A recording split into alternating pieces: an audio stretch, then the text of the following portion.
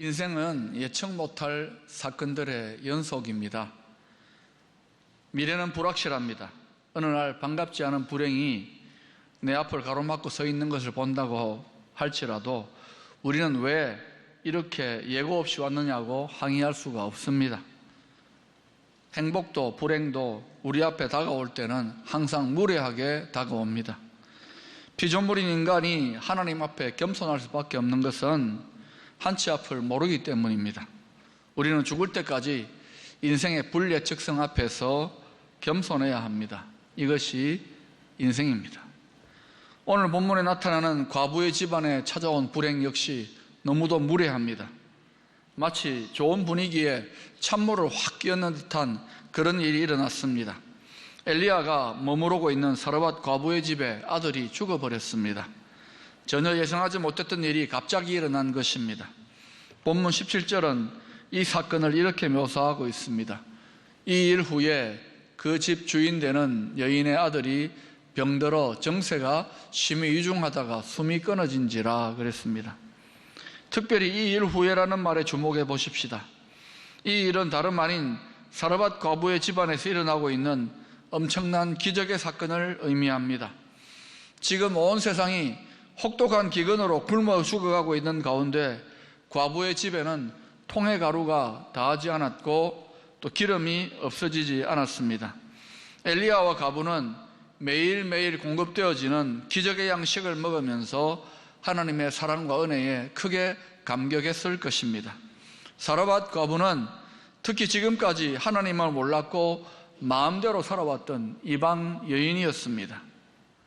게다가 세상적으로는 의지할 것 없는 초라한 과부에 불과했습니다.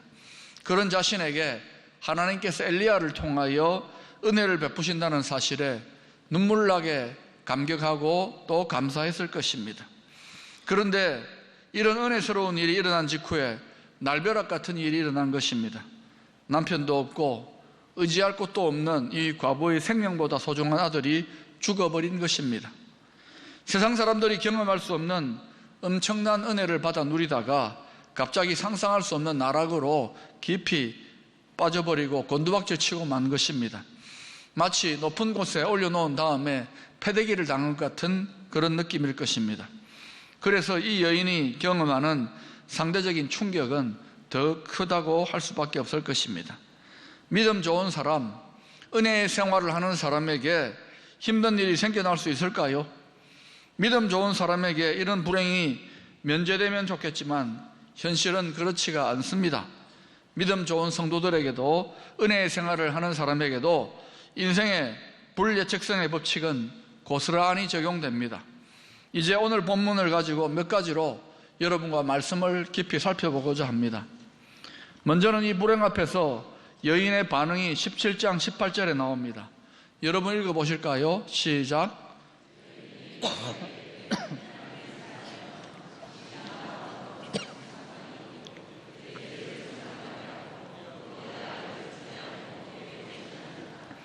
우리는 이 여인의 반응에서 단순히 인간적인 절망을 넘어서서 영적인 절망, 신앙적인 절망을 보게 됩니다. 이 여인의 말의 뜻은 이것입니다. 엘리야를 통하여 나에게 기적의 떡과 양식을 먹이심으로 죄에 대한 하나님의 심판에서 건져주신 하나님을 믿고 찬양했습니다. 그런데 그것이 나의 착각이라는 것을 알았습니다. 아들이 죽는 것을 보면서 지금까지의 생각이 다 틀렸다는 것을 알았습니다. 하나님께서 나를 사랑하셔서 은혜를 베풀어 주신 줄 알았는데 역시 아니었군요. 내 죄를 심판하시기 위하여 나에게 오신 것을 이제야 알았습니다. 그 심판으로 내 아들이 죽었습니다. 나도 역시 심판을 받는 것이군요. 이 모습은 하나님에 대한 절망입니다. 신앙인의 절망이라고도 할 수 있을 것입니다. 저를 포함하여 오늘 예배드리는 분들 중에도 이와 같은 신앙적인 절망을 갖고 있는 분들이 있을 것입니다. 믿음 안에 있지만 중한 질병으로 투병하는 성도들, 사업에 어려움을 겪고 있는 성도들, 시험에 낙방한 성도들 등등 갖가지 인생의 문제로 씨름하는 성도들, 이것이 인간적인 절망으로만 끝나지 아니하고 신앙적인 절망으로 이어질 때 문제는 더 크고 심각해지는 것입니다. 그렇다면 다음 두 번째로 이 여인의 신앙의 절망은 그것으로 끝이 나버리는 것인지 살펴보십시다. 17장 19절을 보면 이런 신앙적인 절망에 빠진 여인에게 엘리야는 아들의 시신을 달라고 합니다. 엘리야가 그에게 그의 아들을 달라 하여 그를 그 여인의 품에서 받아 안고 자기가 거처하는 다락에 올라가서 자기 침상에 누이고, 여인은 이미 하나님의 심판을 받아서 모든 것이 끝장났다고 자기 인생에 대하여 최종적인 결론을 내리고 있습니다. 이런 마음의 상태에서 아들의 시신을 달라고 한다면 순순히 내어줄 수 있겠습니까? 모든 것이 끝장났다면 차라리 이렇게 반응하는 것이 맞지 않겠습니까? 집어치우세요. 이제 하나님의 심판을 받아 모든 것이 끝장났는데 뭐 기대할 것이 있겠습니까?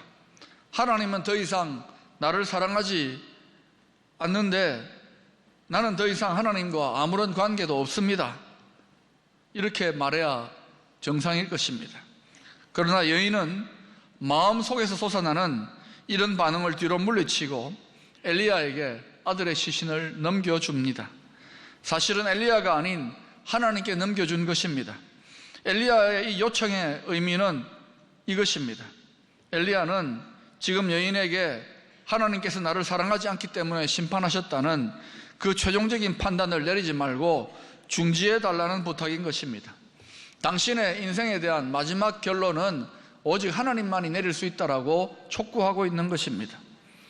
우리가 인생의 문제에 대한 마지막 결론을 내리지 않고 하나님께 내어드리게 될 때에 그때 기회의 문은 열리게 되는 것입니다.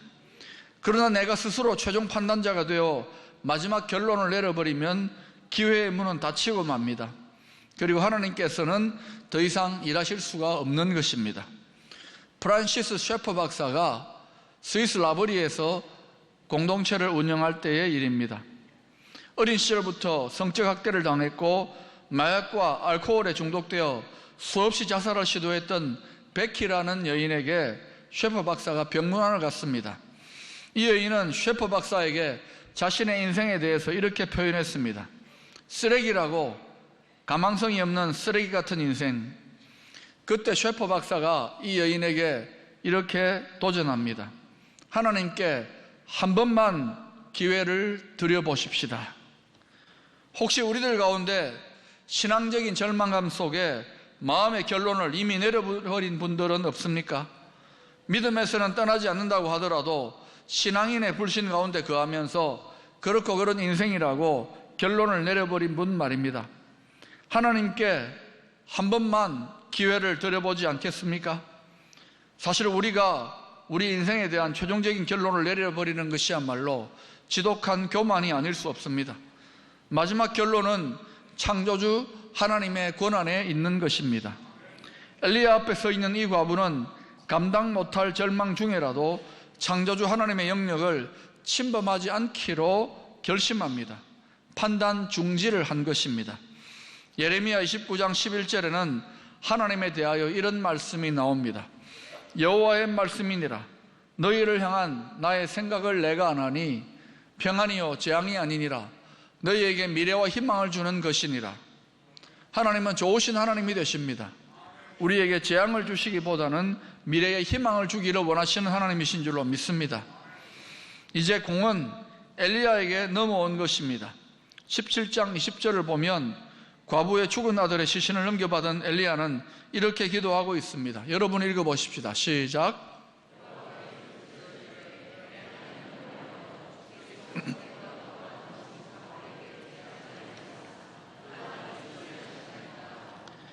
엘리야의 이 기도는 잘 살펴보면 18절에서 과부가 엘리야 앞에서 통곡하며 했던 말씀과 거의 유사합니다.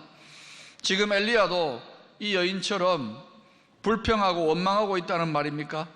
본문의 정황상 엘리야의 불신앙이나 원망과는 어울리지가 않습니다. 오히려 이것은 여인의 고통에 엘리야가 동참하는 것이라고 보아야 할 것입니다. 여인이 고통 중에 울부짖으며 토해내는 그 말을 엘리야도 동일한 심정으로 하나님 앞에 그대로 올려드리고 있는 것입니다. 여인이 느끼는 아픔이 이심전심으로 고스란히 엘리야의 아픔이 되어 그대로 하나님께 기도되어지고 있는 것입니다. 엘리야의 기도의 능력은 다름 아닌 타인의 고통에 동참하는 공감력에 있었던 것입니다. 공감하는 능력이 바로 엘리야의 기도의 능력의 비밀인 것입니다. 토크쇼의 여왕인 오프라 윈프리가 방송계에 갓 입문했을 때의 일입니다. 방송 리포터로서 화재 현장을 취재할 때의 일입니다. 현장에 달려가 보니까 건물은 불에 타고 자식을 잃어버린 부모가 망연자실하여 울고 있었습니다. 리포터로서 화재의 경위나 심정을 들어야 할 순간이었는데 윈프리는 그만 자신의 리포터로서의 임무를 망각한 채로 고통당하는 이들을 끌어안고 엉엉 울고만 있었다고 합니다. 지금 당신의 심정을 이해합니다. 아무 말을 하지 않아도 좋습니다. 이렇게 말했습니다. 윈프리의 취재는 빵점 같은 100점이었습니다. 그러나 그녀의 취재는 수많은 사람들의 공감을 불러일으켰던 것입니다. 오프라 윈프리가 세계적인 방송인이 될 수 있었던 이유는 다름 아닌 공감력, 그녀의 경쟁력의 비밀은 공감력에 있었던 것입니다. 물론 이러한 공감은 선천적으로 마음이 따뜻한 사람이 잘할 수 있겠지만 진실로 공감력을 발휘할 수 있는 사람이란 영적으로 깨어있는 성숙한 사람입니다. 죄인된 인생의 비극 중에 하나가 있다면 타인의 고통에 진정으로 공감하지 못하는 것입니다. 참된 영적인 사람은 공감하는 사람입니다. 사람의 신앙이 성숙하면 성숙할수록 가장 두드러진 변화는 공감력이 커지는 것입니다. 엘리야의 영적인 능력의 원천의 비밀도 바로 공감의 능력에 있는 것입니다. 그 시대의 엘리야는 하나님의 마음으로 아파했고 하나님의 마음으로 분노했던 것입니다. 그렇게 기도했습니다. 또 지금은 극심한 슬픔 가운데 있는 과부의 마음을 공감하며 기도하고 있습니다. 공감하는 것이 능력입니다. 이 세상에서 가장 크고도 깊은 공감의 능력을 가진 분이 있다면 바로 하나님일 것입니다. 하나님은 우리가 느끼는 인간의 고통만이 아니라 우리가 잘 느끼지도 못하는 인간 죄성의 깊은 고통까지도 함께 공감하며 끌어안고 계시는 분이십니다. 성자 예수님을 보십시다. 예수님은 이 땅에서 공생애를 사실 때에 병든 자, 가난한 자, 소외된 자를 보시면서 깊은 공감에서 우러나오는 긍휼의 마음을 나타내 보이셨습니다. 그 공감력이 표현되어진 절정의 자리가 바로 예수님의 십자가였습니다. 죄인들의 고통을 다 끌어안고 십자가를 지신 것입니다. 예수님의 십자가는 죄인을 향한 공감력의 극치라고 할 수 있을 것입니다. 잊지 마십시오. 지금도 우리를 이해하시고 공감하시는 그 예수님을 전적으로 의지하여야 하는 것입니다. 아들을 잃은 여인에게 새로운 기회의 문이 열려진 것도 최종적인 판단을 중지한 채로 고통에 공감하시는 하나님께 문제를 내어드린 데 있는 것입니다. 우리가 신앙의 절망에 빠질 때도 있지만 때로는 신앙의 절망에 빠진 사람을 위하여 중보해야 되는 자리에 서기도 합니다. 그래서 네 번째로 엘리야의 중보기도의 특성을 살펴보고자 합니다. 엘리야의 중보는 그저 공감적인 기도로 끝난 것이 아닙니다.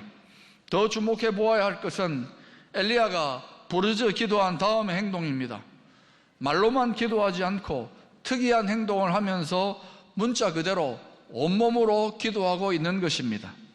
17장 21절에 보면 엘리야는 죽은 아이의 시체 위에 자신의 몸을 펴고 있습니다. 그것도 한 번이 아니라 3번씩 그렇게 하고 있는 것입니다. 엘리야는 자신의 눈을 아이의 눈에 대고 자신의 코를 아이의 코에 대고 자신의 입을 아이의 입에 대었을 것입니다. 엘리야는 민수기 19장 11절에 나타나듯이 죽은 사람의 시체에 접촉되는 일이 부정한 일인 것을 잘 알고 있었을 것입니다. 사람의 시체를 만진 자는 이래 동안 부정하리니 시체와 접촉된 사람은 정결 의식을 통과하지 않고는 감히 하나님 앞에 설 수 없을 정도로 부정해집니다. 그런 상태로 기도할 수 없는 것입니다. 민수기 19장 13절에 나타나듯이 부정한 자는 하나님의 심판적 저주 아래 있기 때문에 반드시 정결함을 얻어야만 합니다. 누구든지 죽은 사람의 시체를 만지고 자신을 정결하게 하지 아니하는 자는 여호와의 성막을 더럽힙니다. 그가 이스라엘에서 끊어질 것은 정결하게 하는 물을 그에게 뿌리지 아니하므로 깨끗하게 되지 못하고 그 부정함이 그대로 있음이니라 그랬습니다. 이것은 율법의 상식이었던 것입니다. 엘리야는 이 사실을 모르지 않았을 것입니다. 잘 알고 있음에도 불구하고 엘리야는 일종의 저주받을 행동을 하고 있는 것입니다. 엘리야는 안타까운 다급한 마음에 한 번 그렇게 접촉한 것이 아닙니다. 3번 그렇게 했다는 것은 일부러 의도적으로 그렇게 했다는 것을 의미합니다. 이것은 말이 아니라 온몸으로 하나님께 드려진 일종의 기도의 퍼포먼스였을 것입니다. 이를 통해서 하나님께 어떤 메시지를 전달하고 있는 것일까요? 아마도 이런 의미일 것입니다. 생명의 주관자 되시는 하나님, 지금부터 저는 이 죽은 아이와 하나가 될 것입니다. 만약 하나님의 율법에 의거하여 내가 저주를 받아야 한다면 그렇게 하겠습니다. 엘리야가 이렇게 하는 이유가 무엇이라고 생각하십니까? 이 죽은 시체를 살릴 수 있는 길은 오직 한 가지, 죽은 시체와 하나 되어 연합되는 것이라는 사실을 엘리야는 잘 알았습니다. 그래서 만약 자신이 저주를 받아서 죽는다면 같이 죽는 것이요, 만약 죽지 않고 살아난다면 같이 사는 것입니다. 쉽게 말하면 죽어도 같이 죽고 살아도 같이 산다는 것입니다. 구약의 율법대로 하면 엘리야는 부정해지는 것입니다. 율법대로 하면 부정해지고 저주를 받아야 하는 엘리야의 기도를 하나님은 물리치실 수밖에 없는 것입니다. 그런데 22절의 말씀은 하나님이 그의 기도를 들으셨다고 나옵니다. 여호와께서 엘리야의 소리를 들으심으로 그 아이의 혼이 몸으로 돌아오고 살아난지라. 하나님께서는 엘리야를 쫓아내지도 죽이지도 않으셨습니다. 엘리야를 살리십니다. 그런데 엘리야에게 일어나는 일이 함께 죽은 아이에게도 일어납니다. 죽은 아이가 살아난 것입니다. 함께 죽고 함께 사는 일이 일어난 것입니다. 엘리야와 함께 살아나는 죽었던 아이의 모습은 바로 우리가 받았던 구원을 투사하고 있습니다. 우리가 바로 이와 같은 방식으로 구원을 얻은 것입니다. 우리는 어떤 존재였습니까? 죽은 아이의 시체와 같은 존재였습니다. 에베소서 2장 1절은 이렇게 증거하고 있습니다. 그는 허물과 죄로 죽었던 너희를 살리셨도다. 이때의 죽음은 관계적인 개념으로 생명의 근원이신 하나님과의 단절을 의미합니다. 이미 죄와 허물로 죽었다라고 이야기하고 있습니다. 육체적으로 살아있다고는 하지만 실상 하나님 보시기에는 죽은 시체와 같은 것입니다. 가지가 잘려나간 꽃이요, 뿌리가 뽑힌 나무와 같은 것입니다. 꽃이 시들고 나무가 메말라 죽는데 얼마나 걸리는지는 모르지만 분명히 죽은 것은 죽은 것입니다. 인간도 이미 죽은 꽃과 같습니다. 활짝 피어 있는 것 같지만 시드는데 100년도 되지 않는 것입니다. 인간은 영적으로 죽은 시체와 같은 것입니다. 이러한 인간을 위하여 하나님이 하신 일이 무엇입니까? 에베소서 2장 4절 6절에 잘 나타나 있습니다. 긍휼이 풍성하신 하나님이 우리를 사랑하신 그 큰 사랑을 인하여 허물로 죽은 우리를 그리스도와 함께 살리셨고 너희는 은혜로 구원을 받은 것이라. 또 함께 일으키사 그리스도 안에서 함께 하늘에 앉히시니. 죽을 수밖에 없는 인간의 고통에 깊이 공감하신 하나님이 크신 긍휼로 죽은 시체 같은 우리를 위하여 독생자를 내어주신 것입니다. 이로 인하여 예수님과 함께 살아나고 함께 일어나고 함께 하늘에 앉게 되는 것입니다. 엘리야가 죽은 아이와 함께 연합되어진 것처럼 예수님께서 죽은 시체와 같은 우리와 함께 연합되신 것입니다.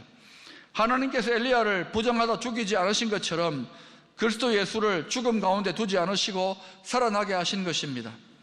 그런데 중요한 것은 예수님만 살아난 것이 아니지 않습니까? 엘리야와 연합된 죽은 아이가 살아난 것처럼 예수님과 영적으로 연합된 자들이 함께 살아난 것입니다. 저와 여러분이 그렇게 구원을 받은 것입니다. 엘리야는 절대적인 절망의 자리에서 깊은 공감으로 죽은 아이와 연합되는 기도를 드렸습니다. 그리하여 같이 죽고 같이 사는 하나님의 역사를 체험하게 되었습니다. 한편으로 이것은 엘리야가 갈멜산으로 나아가 큰 영적 대결을 벌이기 전에 마지막 가장 힘든 훈련이라고 할 수 있을 것입니다. 이스라엘은 하나님 보시기에 지금 이미 죽은 시체와 같았습니다.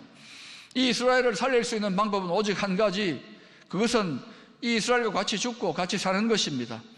죽은 아이를 향한 엘리야의 마음, 하나님께서 바로 그 시대 속에서 찾고 계시는 믿음의 마음이었던 것입니다. 엘리야의 깊은 공감으로 연합된 마음, 그것은 하나님의 마음을 시원케 했던 것입니다. 오늘날도 마찬가지입니다. 하나님은 이 시대를 회복하기 위하여 엘리야처럼, 예수님처럼 큰 긍휼로 함께 죽고 함께 살아나겠다는 마음을 가진 사람을 찾고 계십니다. 우리가 여기 모인 것은 신앙 공동체로 모인 것입니다. 나 하나 잘 살자고 신앙 공동체를 이룬 것이 아닙니다. 지체가 되어서 서로 참된 중보자가 서로 되어 주어야 합니다. 또 홀로 신앙인의 절망에 빠진 분이 계시다면 참 중보자 되신 주님께 나아가셔야 합니다. 그리고 또 엘리야와 같이 여러분의 문제에 깊이 공감할 수 있는 그런 중보자를 찾으십시오. 그리고 최종적인 결정권을 주님께 온전히 맡겨드리는 저와 여러분이 되십시다. 그리할 때에 하나님의 생명을 회복하는 능력의 역사가 나타나는 참된 공동체가 될 줄로 믿습니다.